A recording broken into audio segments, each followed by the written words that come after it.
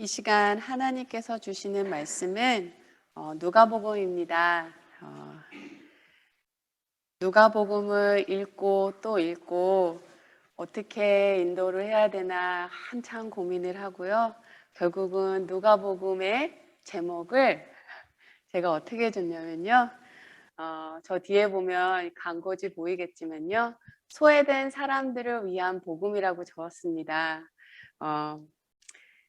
누가복음 1장 1절부터 25절까지요. 저희 하나님의 말씀을 경외하는 마음으로 일어서서 제가 봉독하겠습니다.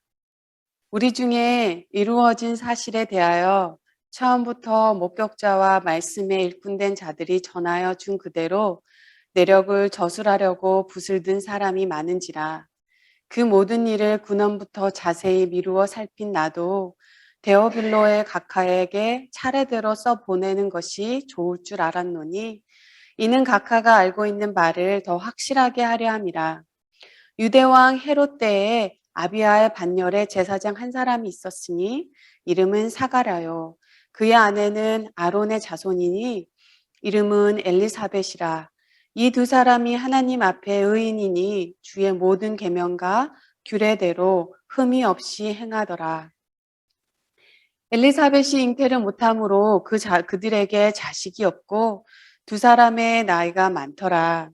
마침내 사가랴가 그 반열에 차례대로 하나님 앞에서 제사장의 직무를 행할세 제사장의 전례를 따라 제비를 뽑아 주의 성전에 들어가고 분향하고 모든 백성은 그 분향하는 시간에 밖에서 기도하더니 주의 사자가 그에게 나타난 향단 우편에 섰는지라.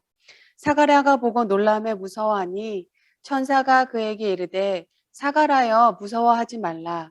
너의 간구함이 들린지라. 내 아내 엘리사벳이 내게 아들을 낳아 주리니 그 이름을 요한이라 하라.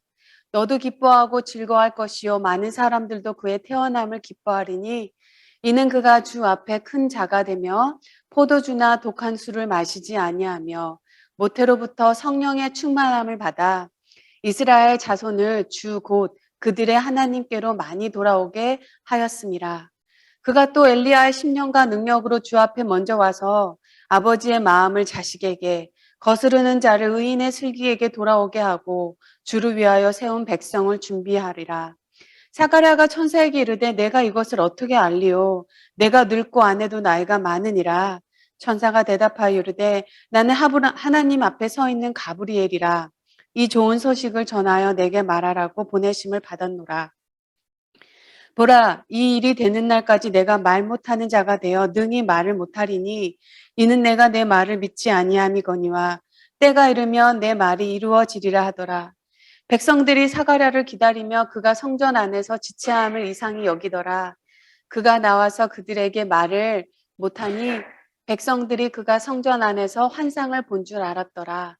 그가 몸짓으로 뜻을 표시하며 그냥 말 못하는 대로 있더니 그 직무의 날이 다 되면 집으로 돌아가리나. 이후에 그의 아내 엘리사벳이 잉태하고 5달 동안 숨어 있으며 이르되 주께서 나를 돌보시는 날에 사람들 앞에서 내 부끄러움을 없게 하시려고 이렇게 행하심이라 하더라. 푸른 마르고 꽃은 시드나 하나님의 말씀은 영원히 서리라. 아멘. 자리에 앉으셔도 됩니다. 하겠습니다. 하나님 아버지, 정말로 대표기도처럼 일주일 동안 참 분주한 삶을 살았습니다. 분주한 일로 마음이 흩어지고 또 염려와 걱정으로도 흩어지고 날씨로도 짓눌리고 하나님 그 마음, 그 산만해진 마음 주님 저 문 앞에 놔두고 이곳에 하나님께 열린 마음으로 앉아 있습니다. 성령님 인도하여 주옵소서. 모든 방해와 모든 산만함으로부터 보호하여 주옵시고 정말로 사랑과 은혜가 충만하신 하나님, 정말로 누가는 예수님이 택하시고 보내신 12 사도 중에 한 명도 아니었습니다. 그는 유대인도 아니었습니다. 그가 어떻게 주님을 인격적으로 만난지, 어떻게 편안하게 살 수 있는 의사의 삶이 있었음에도 주님께 헌신하게 되었는지는 모릅니다. 하지만 누가가 한 사람의 직업인으로서, 사역자로서, 그리고 주님의 행함과 말씀을 깊이 연구하는 사람으로서 신실하게 살았던 것처럼 우리도 다 같이 누가와 같이 직업인으로서, 사역자로서, 그리고 하나님의 말씀을 깊이 들여다보는, 공부하는 삶 살게 하여 주옵소서. 하나님이 허락하신 우리 각자의 가정과 일터에서 최선을 다하는 그리스도의 좋은 일꾼이 되게 하시고 주님을 깊이, 아주 깊이 사랑하게 하여 주옵소서. 예수님의 이름으로 기도합니다. 아멘. 오늘부터 누가복음이 들어갑니다. 중간중간에 어떤 본문은요, 아마 크리스마스 때나 이럴 때 이제 하기 위해서 조금 좀 세이브 하는 경우 또 있을 텐데요.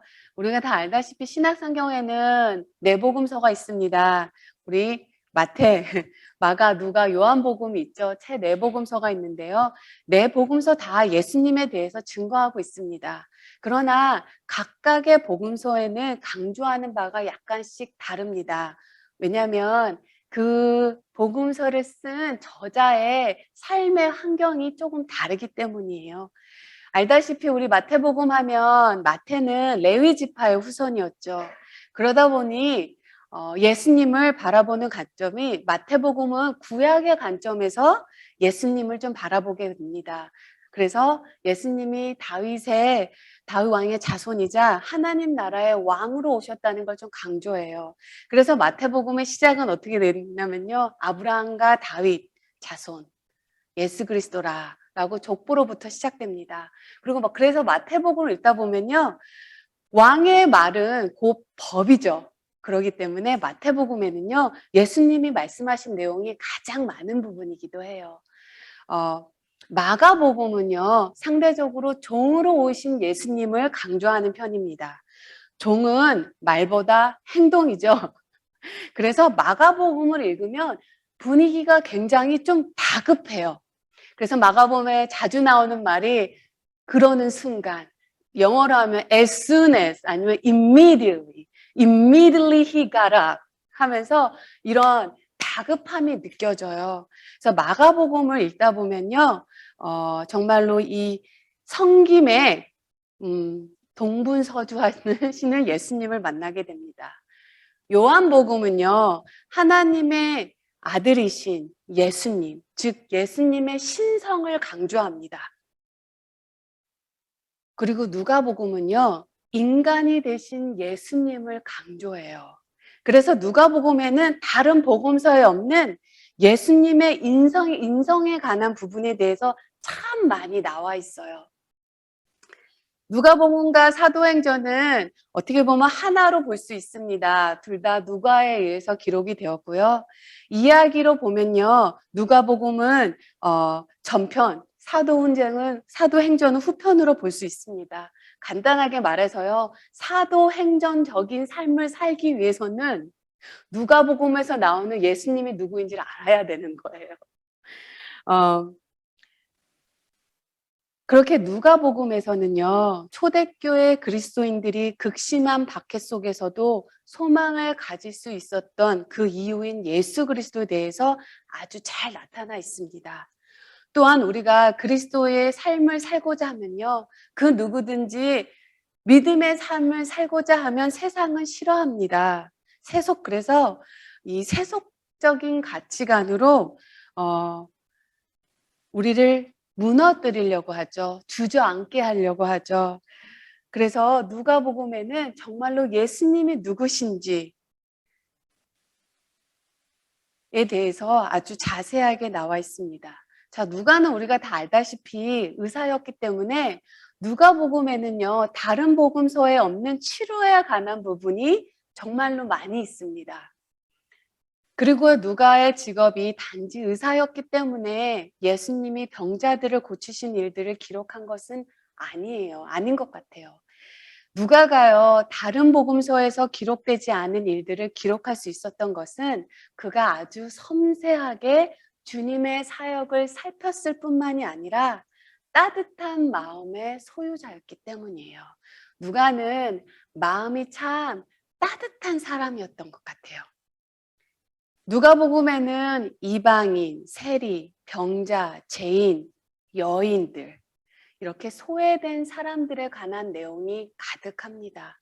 왜냐면요, 누가 자신이 성경을 기록한 사람 중에 유대인이 아닌 유일한 이방인이기 때문이에요. 자기 자신 역시 소외의 대상이었기 때문에 그들을 좀 다른 눈으로 볼 수 있었던 거죠.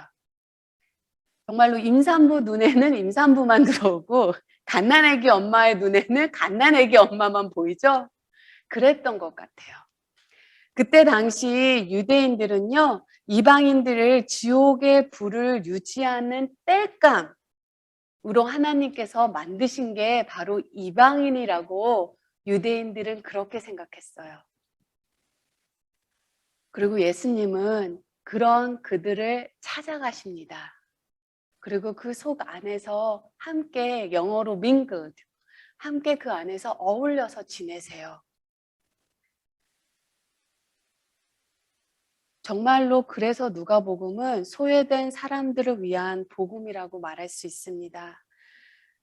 이방인이자 의사였던 누가가 쓴 누가복음에는요, 이방인들을 비롯하여 정말로 세리, 병자, 죄인, 여인들에 관한 얘기가 참 많죠.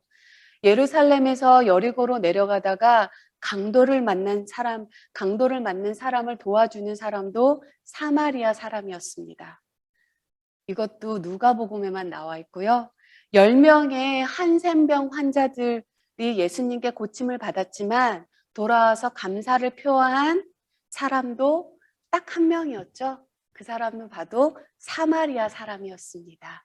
이방인만 예수님께 와서 감사했다고 이야기를 하죠. 저는 사실 그 부분만 읽으면 초코파이가 생각이 나요. 왜냐하면 사실 그 본문에 어떻게 보면 내용은 10명이 다 한센병 환자들이 다 고마워했을 거예요. 병을 고쳐줬는데 고맙지 않은 사람이 어디 있습니까? 그런데 단 한 사람만 예수님께 나타나서 와서 고맙다는 말을 전한 거죠. 그 사람만 고맙다는 마음을 전했던 거예요. 그 순간 그 구절을 읽으면요, 이 초코파이의 얘기가 나오죠. 말하지 않아도 알아요. 는 초코파이 하나밖에 없습니다. 말해야지 고마운 거를 알아요.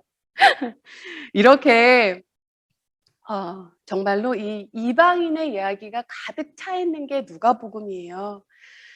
제가 첫 번째로 그래서 하고 싶은 말은요, 이 누가라는 그 이름의 뜻은 사실 bright이에요. bright.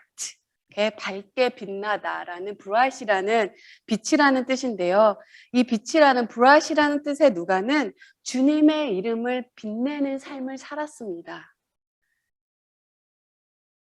그러자 주님은 그 누가의 이름을 빛나게 해주셨어요.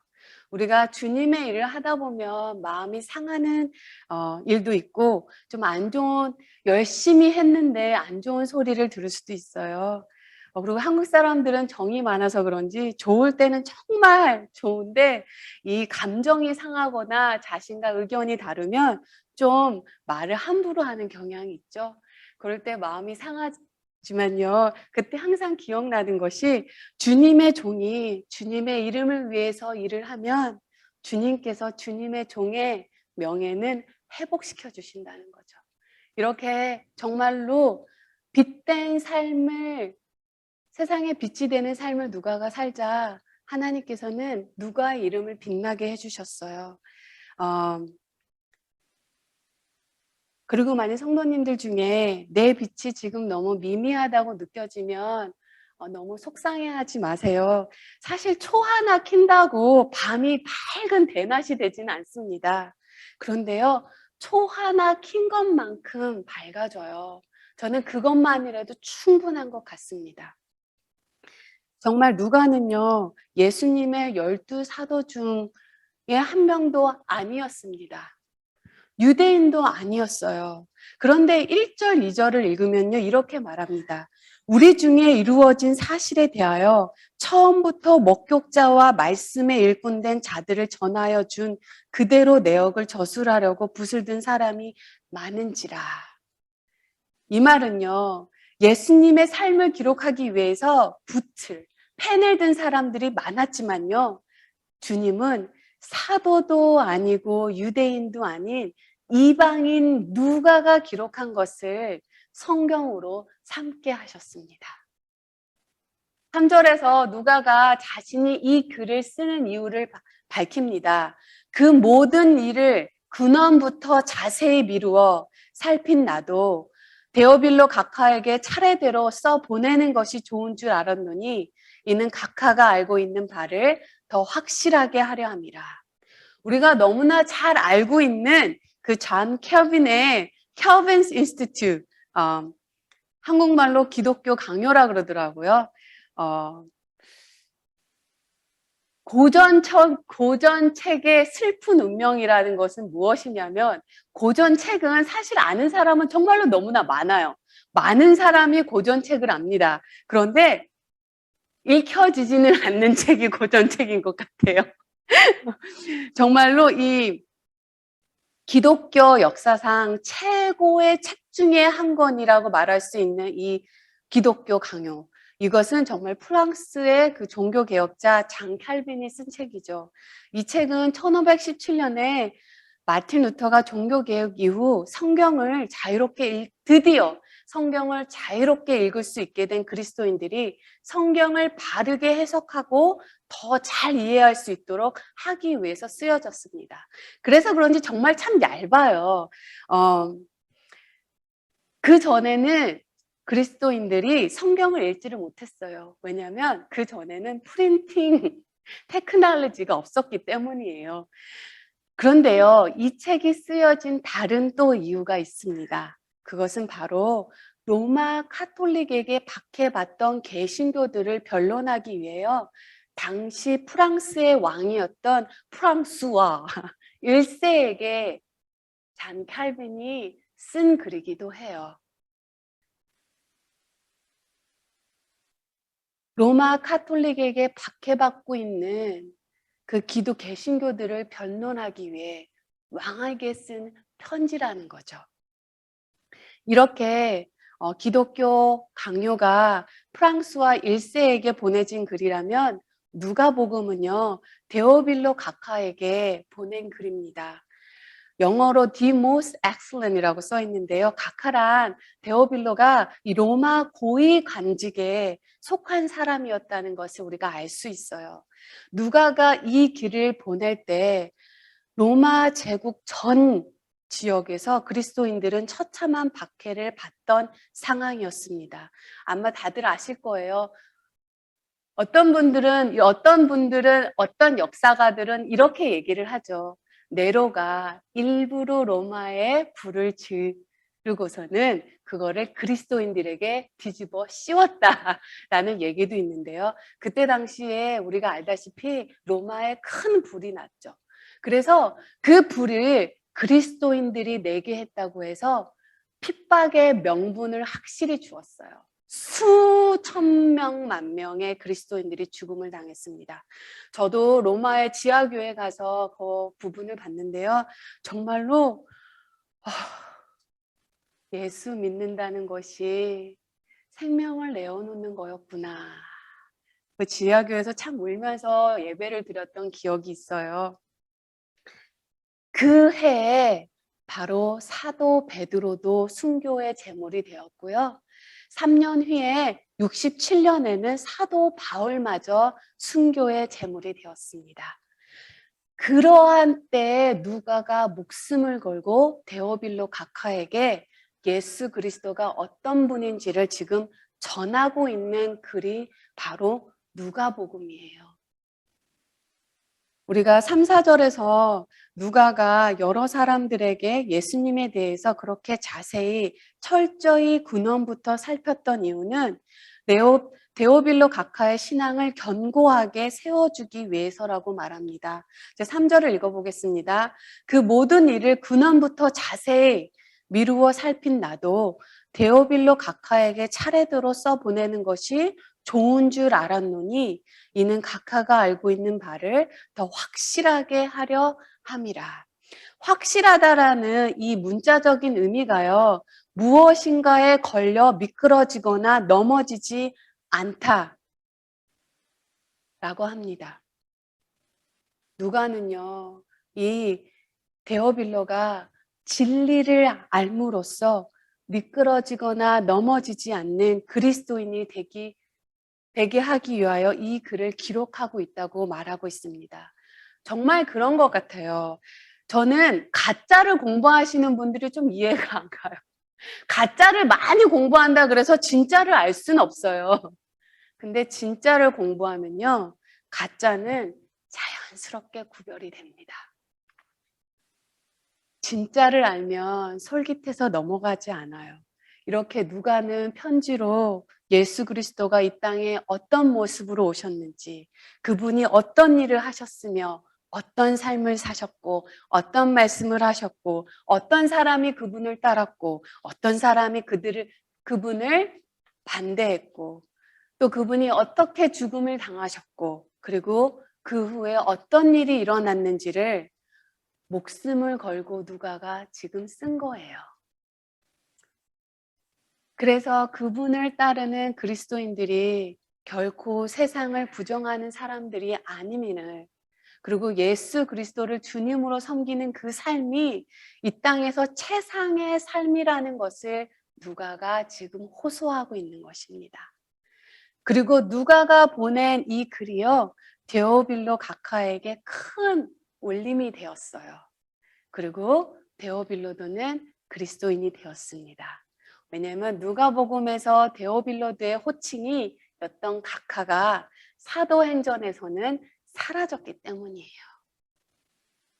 사도행전 1장 1절 말씀을 보면 데오빌로여 내가 먼저 쓴 글에는, 데오빌로의 호칭이 였던 각하가 사도행전에서는 사라졌습니다. 누가복음과 사도행전 사이에 데오빌로는 그리스도인이 된 거죠. 이와 같이 우리 모두에게 데오빌로 각하가 있을 거예요. 가족이라는 데오빌로 각하가 있을 것입니다. 친구와 직장 동료라는 데오빌로 각하가 있을 거예요. 어떤 분들에게는 환자라는 데오빌로 각하가 있을 거고요. 어떤 분들에는 손님이라는 데오빌로 각하가 있을 거예요. 또 우리 모두에게는 이 벌밍맨 지역사회라는 데오빌로 각하가 있습니다. 이 각자의 데오빌로 각하 앞에서 우리는 삶으로 복음을 써야 합니다. 고린도후서 3장 3절에 이런 말이 있죠. 너희는 우리로 말미암아 나타난 그리스도의 편지니. 너희가 그리스도의 편지라는 것입니다. 이는 먹으로 쓴 것이 아니요 오직 살아계신 하나님의 영으로 쓴 것이며 돌판에 쓴 것이 아니요 오직 육의 마음판에 쓴 것이라. 그리고 우리가요 삶으로 예수님이 누구인지를 써 내려가다 보면 언젠가 주님께서 우리 앞에 있는 그 여리고 같은 데오빌로 각하를 데오빌로 되게 해주시는 놀라운 역사가 반드시 일어납니다. 5절, 6절에서는 이렇게 말하고 있어요. 유대왕 헤롯 때에 아비야 반열에 제사장 한 사람이 있었으니 이름은 사가라요. 그의 아내는 아론의 자손이니 이름은 엘리사벳이라. 이 두 사람이 하나님 앞에 의인이니 주의 모든 계명과 규례대로 흠이 없이 행하더라. 엘리사벳이 잉태를 못하므로 그들에게 자식이 없고 두 사람의 나이가 많더라. 우리가 얼핏 하면 이 구조를 그냥 한 가정의 가족사로만 받아들일 수 있는데요. 사가랴와 엘리사벳이 부부가 살던 때는 헤롯 대왕이 통치하던 시대였습니다. 헤롯 대왕은 정말로 이 권력욕의 화신이라고 말을 하죠. 누군가가 자신의 권력을 넘본다면 의심이 들면요 가차없이 제거했다는 거죠. 자식도 두세 명 제거했고요. 아내도 아무 이유 없이 9명이 역사 기록으로는 9명이 있었다고 하는데 실제로는 10명이 있었다고 하더라고요. 그리고 또 그래서 많은 사람들이 이 헤롯 대왕이 정신분열자이지 않았나라는 얘기도 많이 해요. 거기다가 그는 건축왕이었어요.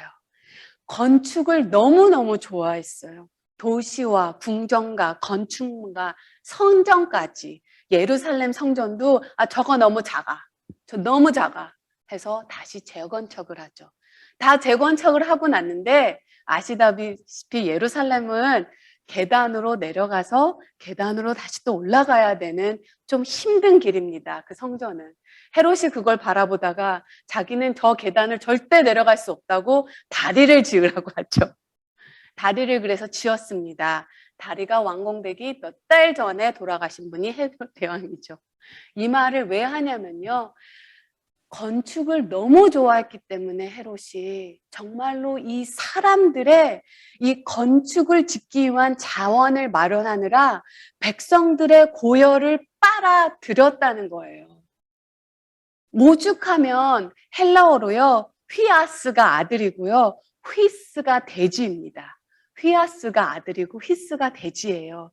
그래서 로마 황제 아우구스트는요. 이 두 단어를 사용해서 헤롯을 좀 놀리거든요. 하는 말이 헤롯의 아들 휘아스가 되기보다는 헤롯의 돼지 휘스가 되는 것이 더 안전하다. 이 말이 뭐냐면요. 유대인들은 돼지고기를 먹지 않잖아요. 그러니까 돼지는 최소한 죽음을 당할 일이 없다는 일이에요. 헤롯의 아들이 더 살아남을 가능성이 없다라는 것을 그만큼 이렇게 풍자적으로 얘기를 했던 얘기거든요. 헤롯 대왕은 죽음이 임박할수록 더 야만적이고 잔인해졌습니다.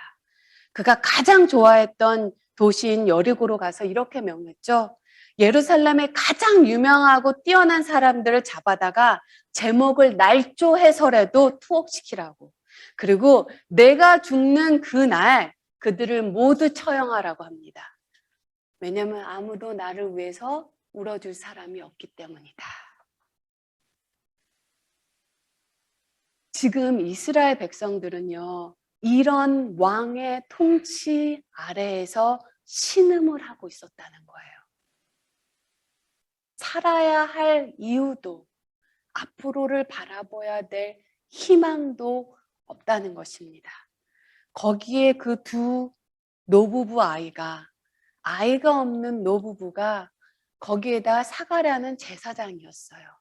아내 엘리사벳도 아론 지파의 자손이옵니다. 그 당시에는 우리나라도 좀 이런 게 있었죠.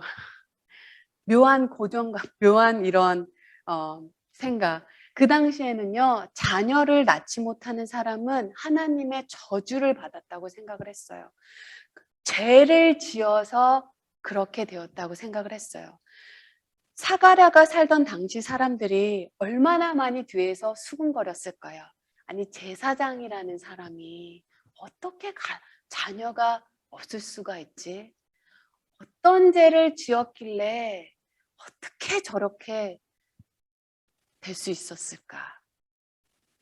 이런 상황에서 오늘 본문은요.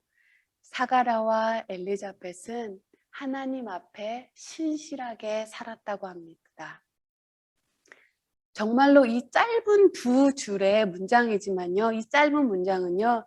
그 당시 헤롯 대왕의 통치 속에 있던 이스라엘 백성이 사가랴의 가정에 자녀가 없었던 것처럼 아무런 열매가 없고 나이가 들어 더 이상 자녀를 볼 희망도 없는 것처럼 미래에도 아무런 소망이 없는 그 가운데서 살고 있었다는 것을 지금 단적으로 보여주는 말이에요. 그러한 시대에 바른 신앙을 갖기란 정말 쉽지가 않죠. 그러나 사가랴와 엘리사벳은 부부가 어떠했는지 오늘 본문 6절에서 이렇게 말합니다. 이 두 사람이 하나님 앞에 의인이니 주의 모든 계명과 규례대로 흠이 없이 행하였더라. 이 말의 의미는요, 우리가 얼핏 들으면 사가랴와 엘리사벳이 자신들의 바른 삶만으로 충분히 구원받을 수 있고 예수 그리스도의 십자가 대속의 죽음과 부활이 필요 없다는 의미가 결코 아닙니다. 모든 인간이요, 예수 그리스도를 통하지 않고서는 하나님이 자녀가 되는 길은 예수 그리스도 그 길 하나만이라는 것을 하나님 말씀은 분명히 말하고 있어요. 우리가 로마서 3장 기억하시죠? 그러니까 이 말은요, 사가랴와 엘리사벳이 부부가 하나님 앞에 자신들의 삶을 올바르게 세우려고 했다는 거예요. 아무도 희망 없고 주님 바라보며 살아가는 것을 소망 두지 않았을 때 그 길을 가는 것을 멈추지 않았다는 것입니다. 믿음의 길 가는 거 멈추지 않았다는 거예요. 삶의 지향이 달랐다는 것입니다. 하나님이요, 노아를 향해서도 같은 평가를 내리셨죠. 노아가 살던 시대에 어땠는지 창세기 6장 5절에서 아주 분명하게 말합니다. 여호와께서 사람의 죄악이 세상에 가득함과 그의 마음으로 생각하는 모든 계획이 항상 악할 뿐임을 보시고, 그러나 노아는 의롭다고 했습니다. 그 악함에 가득한 그 삶의 세상에서 살아가는데요, 노아는 바라보는 방향이 주님이었다는 거예요. 하나님이었다는 것입니다. 예수 믿는다는 것은요, 바라보는 방향이 다르다는 거예요. 삶의 지향이 다르다는 것입니다. 정말로 우리가 한국에서요, 딱 우리 지하철 2선 탈도 내선 2호선 탈 때요, 딱 어느 플랫폼에 있는지만 봐도 신촌으로 가는지 잠실로 가는지 우리가 알 수가 있잖아요. 이렇게 천국 가는 사람은, 예수님 마음에 품고 사는 사람은 살아가는 모습을 보면 그 삶의 지향이 세상 사람과 다르다는 거예요. 그래서 세상은 예수 믿는 사람들을 싫어합니다. 같은 곳을 바라보지 않으니까요. 오늘 본문 말씀 같이요, 이스라엘 상황은 그때까지도 짙은 어둠이 가득하고 앞으로도 절망과 좌절이 점점 더 깊어져 더 이상 빛이 비춰질 것 같지 않은 시대였습니다. 그러나 하나님의 사람들이 더 이상 하나님이 역사하시지 않아 라고 생각할 때에도 사가랴와 엘리사벳 부부를 통해서 요한을 태어나게 하시고 예수 그리스도의 길을 예비하셨을 뿐만이 아니라 그를 통해 구약의 문을 닫으시고 이제 신약의 문을 여는 구약과 신약의 문턱이 되게 하셨습니다. 주님의 시대, 신약의 문을 열게 하셨죠. 근데 오늘 우리가 사가랴가 어디에 있었나요? 성전에서 자신에게 맡겨진 일을 성실히 하고 있었어요. 우리가 앞으로 누가복음을 계속 보면 알겠지만요, 그때 당시에는 제사장들도 돈을 주고 살 수 있었습니다. 그리고요, 제사장이 하지 못하게 만드는 방법이 너무 쉬웠어요. 몸에 그냥 작은 흠집 하나만 내면 됩니다. 그러면 제사장은 하나님 앞에 서는 사람이기 때문에 몸에 흠이 있으면 하나님 앞에 설 수 없기 때문에요, 너무 쉽게 파워 스트러글에서 떨어져 나갈 수가 있어요. 자신의 직업을 뺏길 수 있었던 거죠.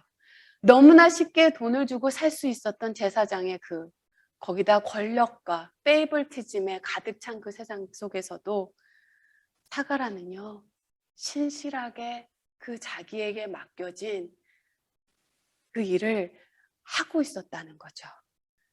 이와 같이 하나님의 역사는요, 절망과 좌절로 더 이상 소망 없어 보일 때 아무도 예상하지 못한 하나님의 사람들을 통해 소망이 끊겼음에도 매일 삶의 현장에서 주님 바라보는 삶, 믿음의 삶, 살기를 멈추지 않는 하나님의 사람들을 통해 펼쳐진다는 거예요. 우리가 엔진의 시동이 꺼져 있을 때는 핸들이 안 꺾이죠. 엔진이 돌아갈 때 핸들이 꺾이듯이요.